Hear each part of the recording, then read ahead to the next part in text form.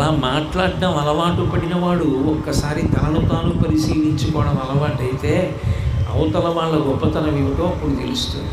కానీ సర్వసాధారణంగా కలియుగంలో మనుష్యుని యొక్క బుద్ధి కలిపురుషుని యొక్క ఉద్ధతి చేత భ్రంశమై ఇతరులను నింద చేయుటయందు తనను తాను స్తోత్రం చేసుకోవడమునందు అన్వయమైపోయి భగవంతుడు వాక్కు ఇచ్చిన ఆ వాక్కు సద్వినియోగం అవదు.